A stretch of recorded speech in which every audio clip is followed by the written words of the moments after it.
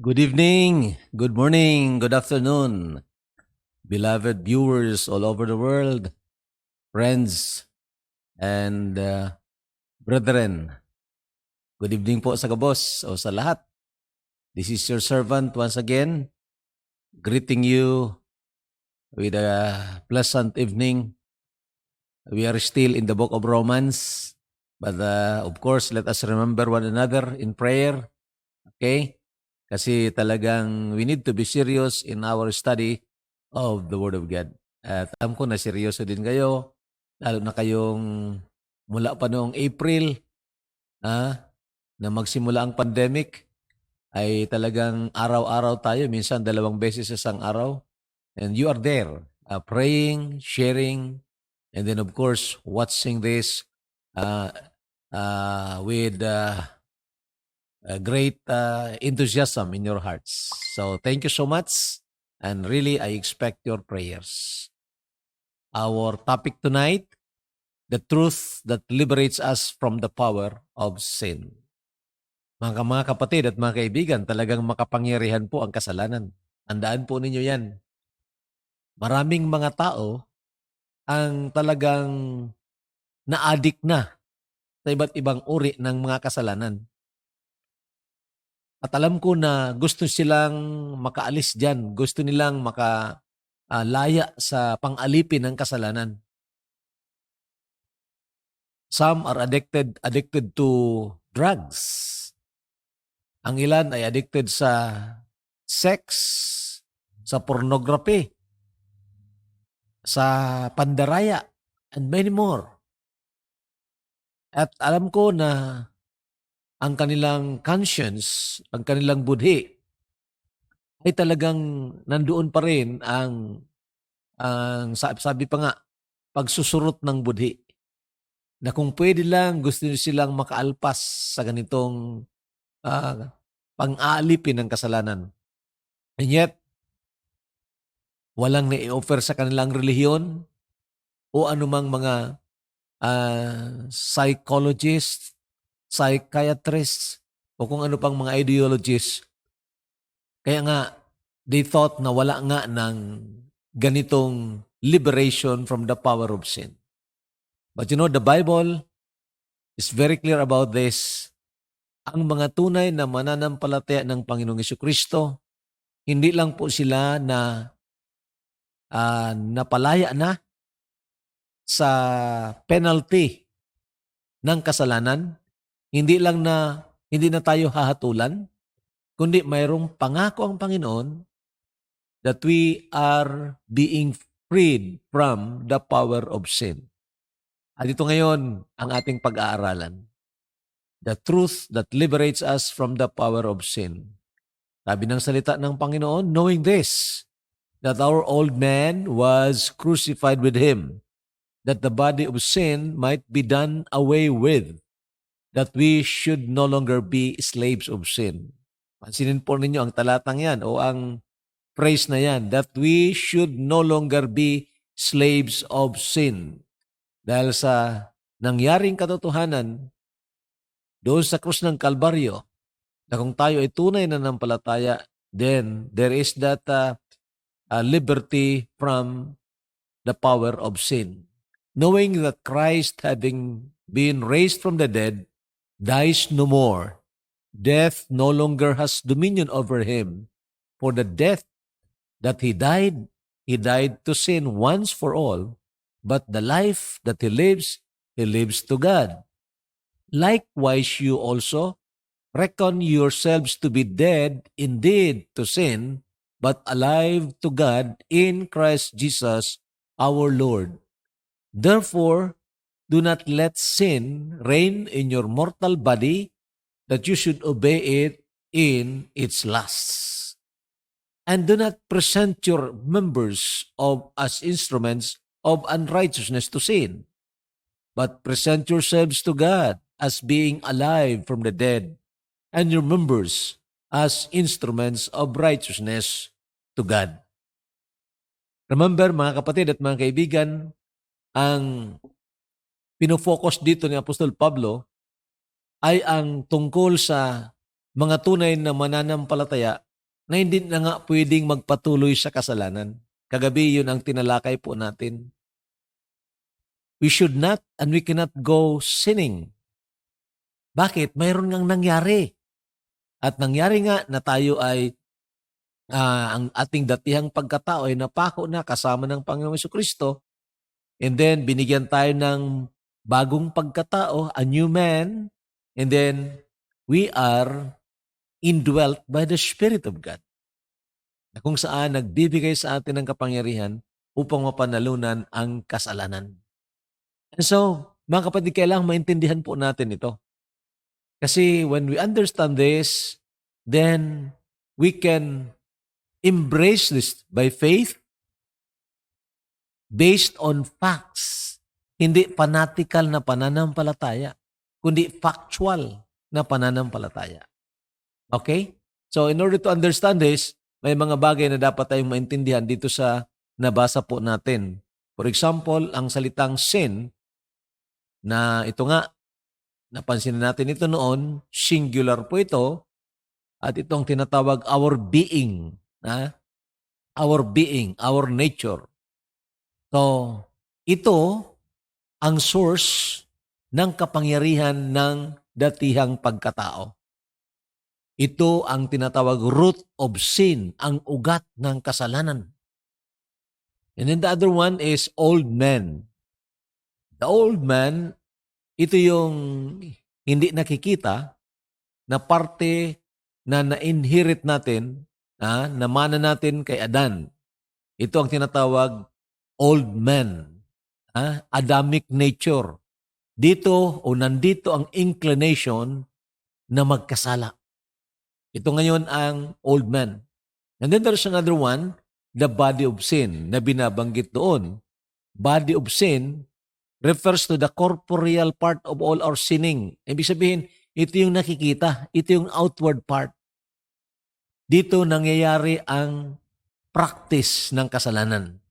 So mayroong ugat, mayroong inclination, and then mayroong practice ng kasalanan. Ang isang tunay na mananampalataya, hindi normal na maging alipin ng kasalanan. Sapagkat ang katotohanan nga, tayo ay pinalaya na mula sa kapangyarihan o sa pag-alipin ng kasalanan. So, nakikita nyo ang figure na yan.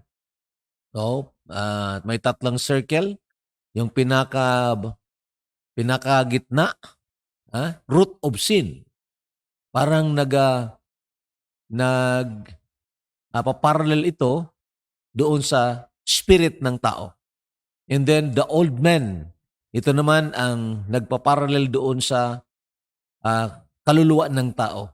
And the body of sin, parallel with our physical body. So dito nagsisimula ang kasalanan sa tinatawag natin root of sin. Nandito ang ugat. Okay? And then the old man, of course, the soul, pag ito ay ang nagkontrol sa buong pagkatao, then ito nga, ang kasalanan ay nagpapatuloy. So hindi dapat na ganun sa isang tunay na mananampalataya.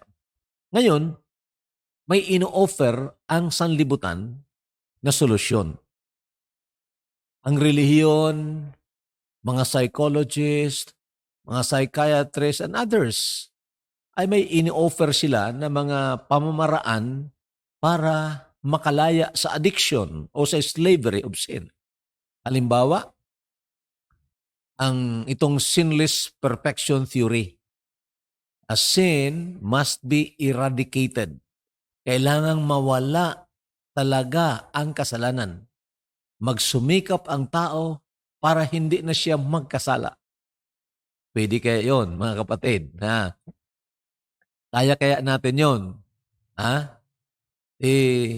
Iba na yung kasi sinasabi ng salita ng Panginoon dahil doon sa sinasabi ng 1 John chapter 1, na talagang if we say that we have not sinned, we make him a liar. And the truth is not in us. So talagang ang mga mananampalataya ay hindi nga perfecto at hindi pa makaka-attain ng sinless perfection habang nandito tayo sa katawang ito. So, it's impossible. na mawala itong kasalanan. Sin must be eradicated. It is impossible. And then the other one, itong asceticism. Na-discuss na rin natin ito nung mga nakalipas. Ito naman ang rigid discipline. Rigid discipline sa katawan para ito ay sumunod sa kung ano ang gusto ng isipan. Ibig sabihin, itong body of sin na sabi ko nga parallel ng physical part natin, ito ay kailangang disiplinahin. Kaya ang iba, pumapasok sa monastery, as monk, then sinasubject nila ang kanilang sarili sa kahirapan. Ang iba, mayroon pang physical na pagpapalo sa kanilang sarili, tinatawag flagellation. Ang Roman Catholicism, talagang popular dyan sa flagellation. Kasama na yung pagpipinitensya. At ito ay isa sa itinuturing nila na paraan para masubdue, masugpo itong passion sa pagkakasala. So, again, mga kapatid, maraming sumubok diyan. Pero lalong naging masama. Kasi nga pwede nilang maihiwalay ang kanilang katawan o ang kanilang sarili sa society. Magi silang parang ermitanyo. Doon sila sa isla. Subalit, ang datihang pagkatao o kaya't ang sinful nature, nandyan pa rin yan. Tatakbo pa rin yan sa kanyang isipan at mag-create pa rin yan ng mga kasalanan.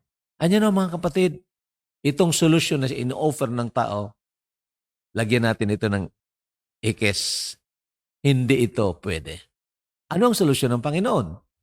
Of course, ang solusyon ng Panginoon, ipinako niya ang datihang pagkatao kasama ng Panginoong Jesucristo. God crucified the old man with Him.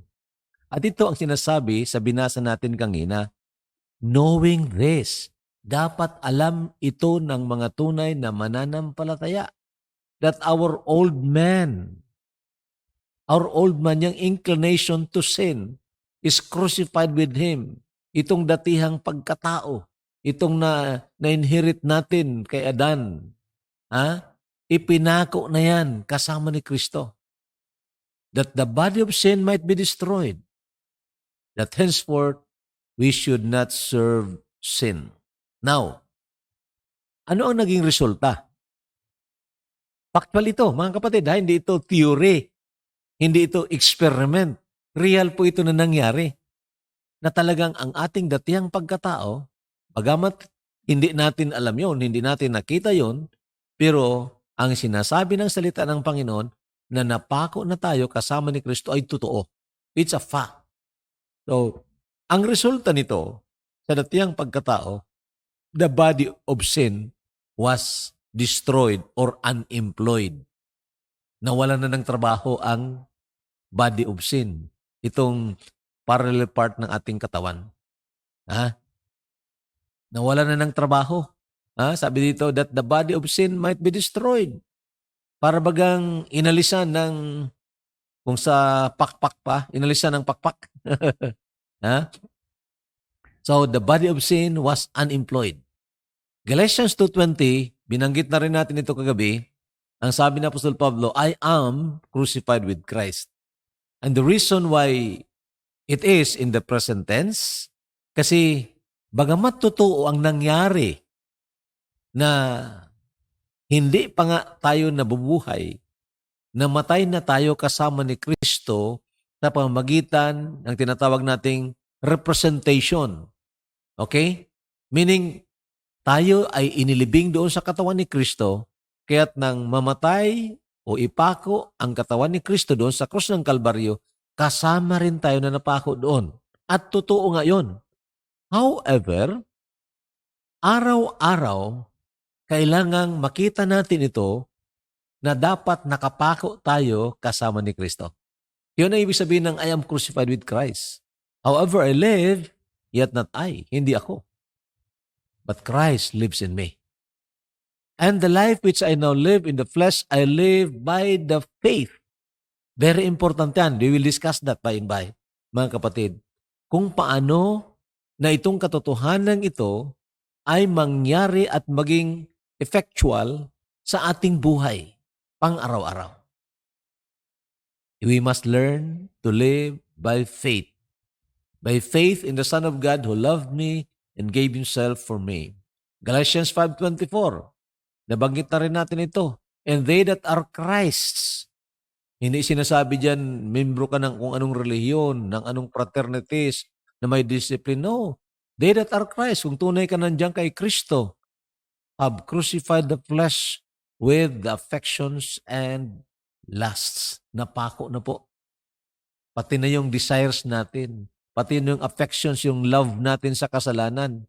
Kaya nga ang tunay na mananampalataya, makikita mo yan sa iyong sarili, experientially, na ang dating kinahuhumalingan mo, ang dating parang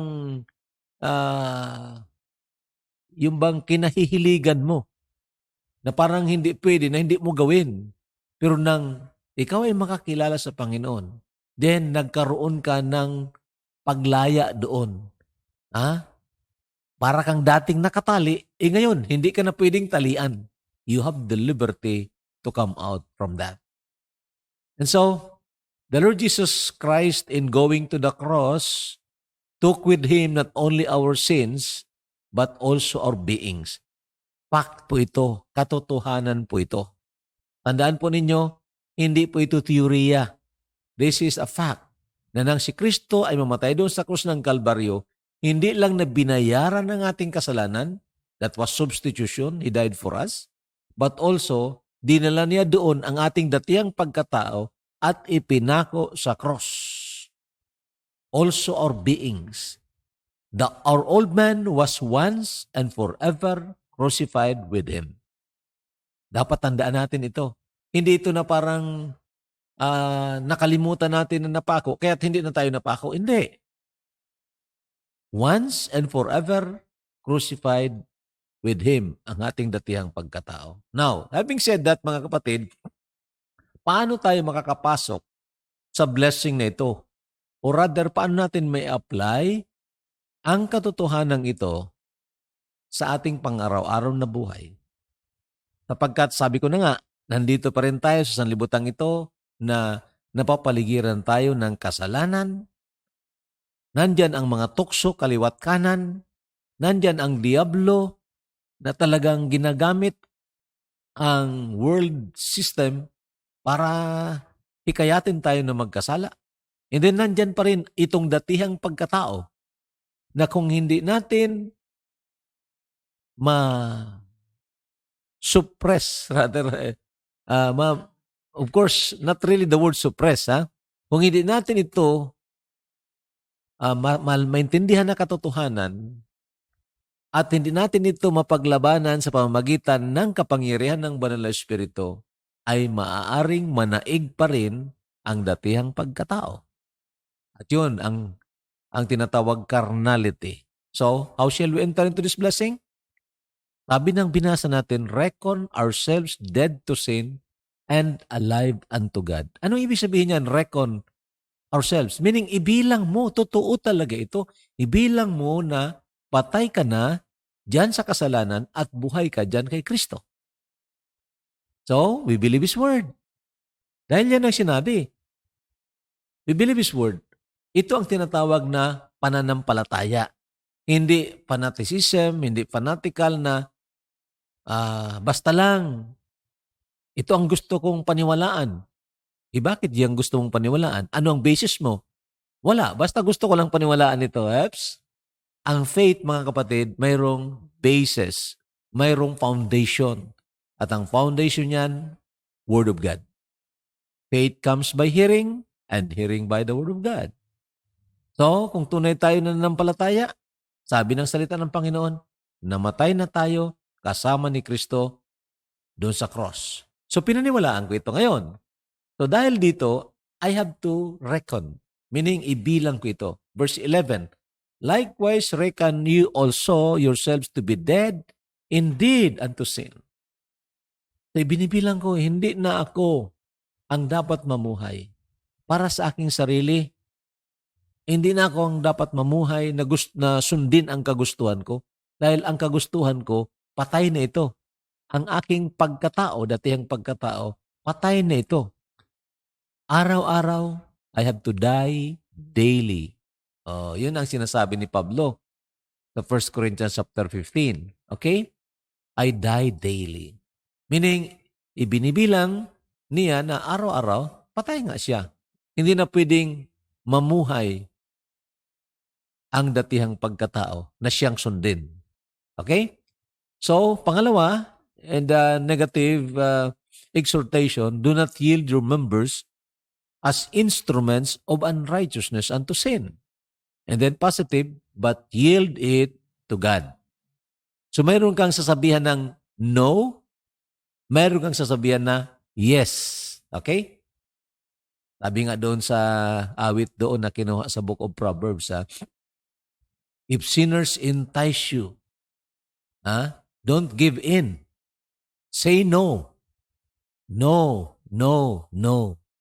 So, ganun yun. Meaning, nandyan ang tukso, nandyan ang panghikayat ng diablo para tayo magkasala. Pero, nandyan din ang pagdidesisyon ng isang tao kung siya ay ibibilang niya o kaya ibibilang niya na siya ay patay na diyan sa kasalanan o kaya hindi niya ito paniniwalaan and then he will entertain the temptation. And that is where sin starts. So, sabi dito, do not yield your members. So, itong ating parte ng ating mga katawan, halimbawa, kung ang mata natin ay medyo na-addict yan sa mga pornographic pictures or videos. Ngayon, kung tunay tayo na naligtas, isurrender na natin yon. Do not yield that to the temptation. Okay? Hindi na ako pwede. Hindi pwede ako dyan. Bakit? Patay na ako. Di ba? So, itong mata ko, Panginoon, para sa iyo ito. Ito kang isipan, para sa iyo ito. Hindi ito dapat gamitin ng datihang pagkatao. Kasi wala na nga ng trabaho na unemployed na ang datihang o ang body of sin. Okay? Destroyed. Oh. So do not yield members as instruments of unrighteousness unto sin, but yield it to God. Ang tawag dito, mga kapatid, consecration. Ang consecration is an expression of faith that is based on facts. Meaning, pag sinabi mo nag-consecrate ka, dahil may alam ka na talagang sarili ka na ng Diyos, hindi ka na pag-aari ng isang diablo, kinuha ka na mula sa kadiliman at inilipat ka na dyan sa kaharian ng Panginoon. So, in expressing that faith based on that facts, nagpuproduce ito ng obedience. Okay? Joyful obedience. Hindi na napilit ka lang, tinakot ka lang, o kung ano pang mga ulterior motives para ka sumunod. Hindi. Kundi, natutuwa ka na sundin dahil ito nga, nanampalataya ka, pinalaya ka na, at dahil sa pag-ibig ng Panginoon, then ikaw ay natutuwa na sundin ang Panginoon. That is that is the fruit of the Holy Spirit, is love. Okay? The expression of faith that is based on facts. Consecration yan, thereby produces joyful obedience. Now, Romans 6:13, neither yield ye your members as instruments of unrighteousness unto sin, but yield yourselves to God, as those that are alive from the dead, and your members as instruments of righteousness unto God. So, say no sa kasalanan, huwag ipagamit ang ating parte ng ating mga katawan, and then say yes to God. Dito natin ihandog ang ating katawan, ipagamit sa Panginoon. Okay? So, ang illustration ko niyan, ito mga kapatid, nakita yung drawing na yan, para itong mga old kinds of train yan noon. Old kinds of train. So, ang unang bagon ay yung facts, katotohanan. Ang sumunod na bagon ay pananampalataya at ang sumunod ay experience. Makikita niyo mga kapatid na kung naintindihan natin itong katotohanan at niyakap natin ito sa pamamagitan ng pananampalataya, lalabas itong experience of liberty. So, it is already a fact that we are set at liberty. Meaning, katotohanan na ito na pinalaya tayo mula sa pag-aalipin sa kasalanan. Katotohanan yan. When you believe that, then there is that working of the Holy Spirit, and then sa actual na eksperyensya na ikaw ay nandoon sa gitna ng tukso, then in-apply mo ito na katotohanan ito, then you will have that experience of being freed from sin. So ganyan po tumakbo mga kapatid ang normal Christian life. So example nito, Colossians 3:3. Tingnan po niyo ito. For you are dead. That's a fact. Diba? Katotohanan yan. And your life is hid with Christ in God. So, ikaw ay patay na. Inaccept ko yan, pinaniwalaan ko yan, dahil salita yan ng Panginoon, totoo talaga yan. And now, ang tawag dito, factual position. I am dead in Christ. Okay? Pagdating mo sa verse 5, para bagang ikaw na ngayon ang gagawa nito. Mortify therefore your members, which are upon the earth, fornication, uncleanness, inordinate affection, evil concupiscence, and covetousness, which is idolatry. Ano yung ibig sabihin ng mortify? Patayin mo.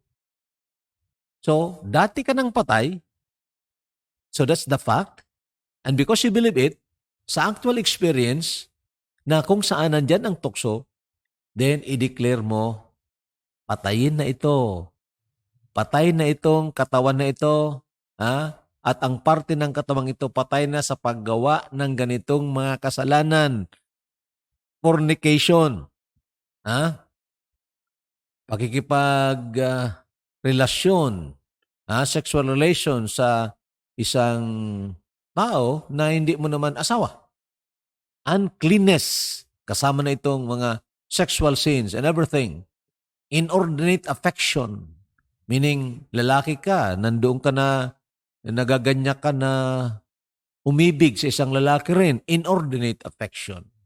Evil concupiscence and covetousness.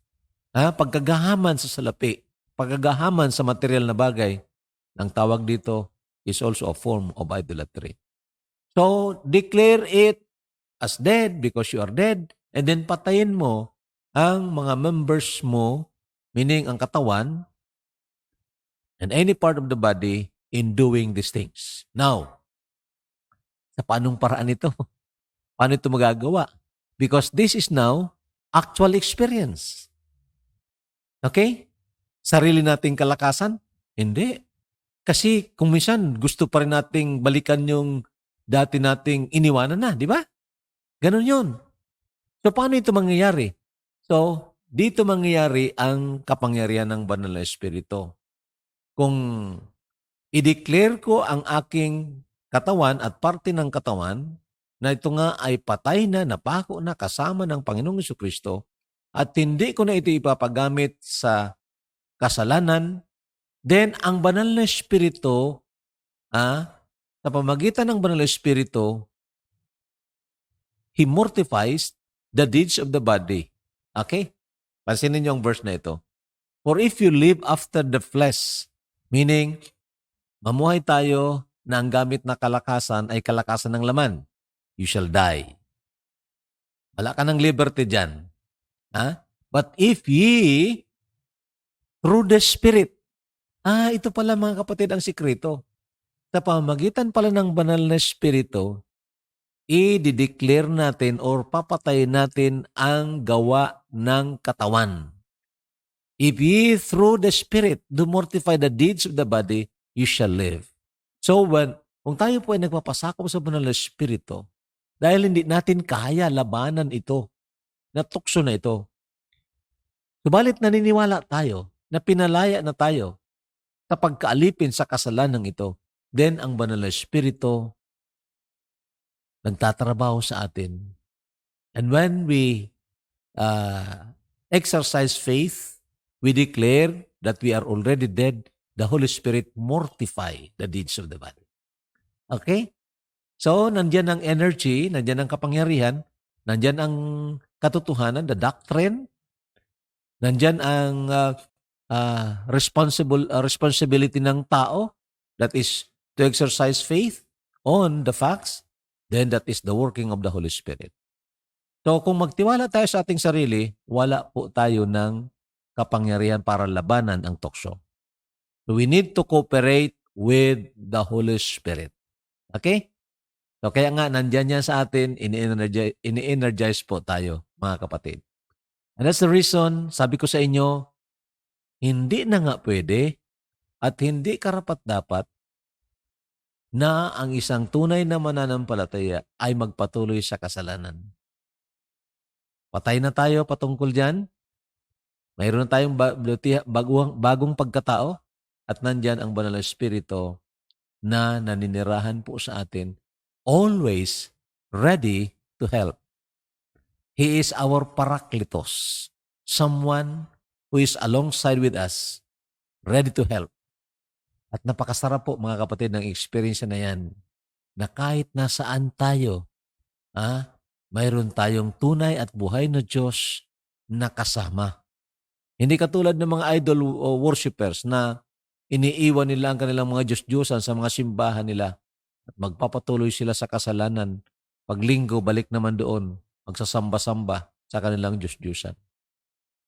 We have the Spirit of God dwelling in us and with us.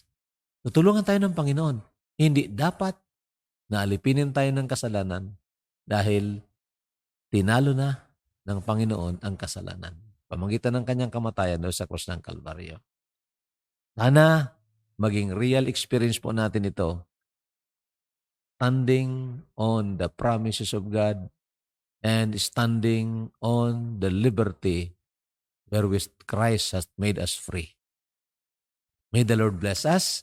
This is your servant once again, nagsasabi, thank you so much for watching and joining me in studying the Word of God. God bless us all.